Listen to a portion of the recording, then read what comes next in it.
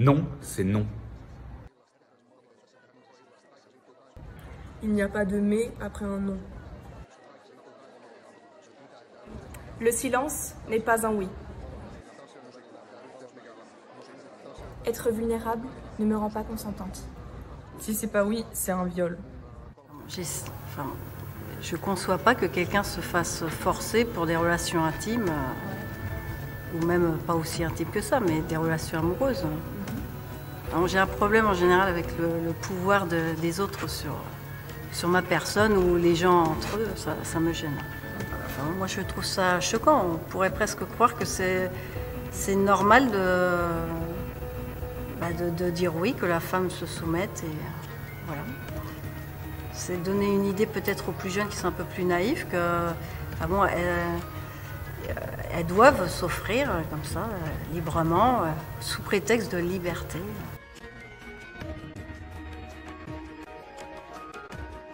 Aujourd'hui, ça commence à un peu plus, avec tous les mouvements qu'il y a eu, on en a pas mal parlé. Du coup, ça commence à mettre un peu plus la lumière sur ce genre de situation. Donc, les personnes qui vont parler, on va avoir un peu plus de visibilité. Mais au tout début, je pense que quand ça commençait à témoigner je sais pas, de viol, d'attouchement, de non-consentement, du coup, je suis sûre qu'il y a plein de filles qui ont porté plainte. Enfin, c'est pas je suis sûre, c'est très... Les filles ont porté plainte et la police ne fait rien, tout le monde s'en fout.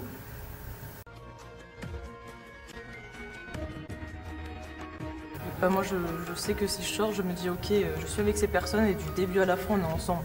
C'est pas tu pars et moi je partirai de mon côté, c'est vraiment on reste ensemble. Si on prend un Uber, on prend un Uber pour tout le monde. Et si on part en bus, on revient en bus. Enfin, on veut marcher, on marche, voilà, c'est ça. Parce que sinon, on est mal barré. On est au XXIe siècle et les femmes ne sont toujours pas écoutées, donc bon, il faudrait évoluer un peu. Ne pas avoir peur de dire non. C'est vraiment... Je sais que moi, des fois, avant, quand j'étais plus jeune, je me disais, si je dis non, il va se passer quoi j'ai pas envie que la personne se sente mal, alors que moi, du coup, dans l'histoire, peut-être que je vais me sentir mal après, donc ne pas avoir peur de juste dire non, c'est possible. Et de demander de l'aide. Ouais. Oui, c'est vrai, parce que j'ai l'impression, même les fois au collège, on entend dire que les CPE et tout, elles n'écoutent pas trop, les infirmières, elles n'ont rien à faire et tout, les jeunes filles ne sont pas écoutées.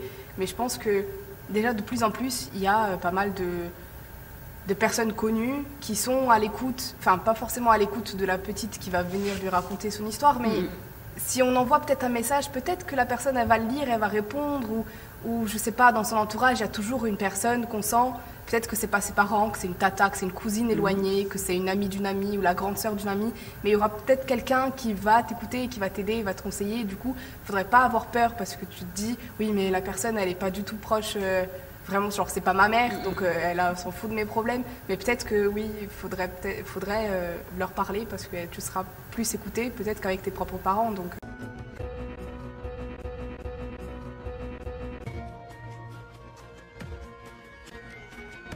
Moi, je suis d'une génération très réseaux sociaux, Ouais. donc je suis beaucoup de comptes féministes, beaucoup de comptes de femmes aussi qui ont vécu ce genre de choses.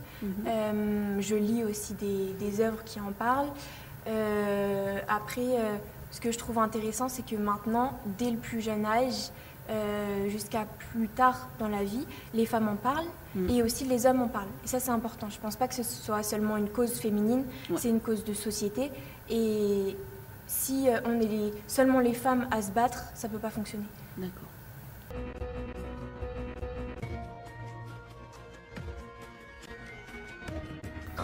Personnellement, genre rien qu'hier, je suis sorti avec des amis pour marcher et on a vu un mec qui a abordé une meuf et le mec a continué à la suivre alors que la meuf lui parlait pas. Ok. Ah bah ça... Des trucs comme ça, mais il y en a des milliers en fait tous les jours et c'est horrible. Puis même il y a les personnes vieilles dans les transports qui vont se frotter aux jeunes. Il y a, Enfin, vieille. Non, quand il dit vieille, il dit juste. plus âgés, genre 40, 50, 60, 70 qui vont te frotter à des jeunes filles de 18, 15, 16, 15. C'est des genre. hommes souvent. Oui, trois quarts du temps, c'est des hommes. Bah, moi, personnellement, je me suis jamais fait agresser par une femme. Ok. Moi non plus. Voilà. Donc, Aborder, oui. Bah, plusieurs fois. Mais après, il y en a différentes sortes. Il y a celui qui t'aborde et que quand tu dis non, il part, il dit d'accord, à la limite, il va peut-être dire dommage, machin. Et il y a celui qui persiste jusqu'à ce que, franchement, tu dois sortir ton téléphone pour qu'il voit que tu lui envoies bien un SMS. Et sinon, si tu n'envoies pas le SMS, il ne va pas lâcher. En France, il y a vraiment beaucoup plus de lutte avec la romantisation du non-consentement. Il y a beaucoup de personnes dans le monde, en général. Maintenant, ça devient vraiment un problème que tout le monde voit, que tout le monde réagit. C'est ça, j'ai jamais rencontré. Même, je ne veux pas dire, mais il y a une grande différence entre les hommes français et les hommes russes.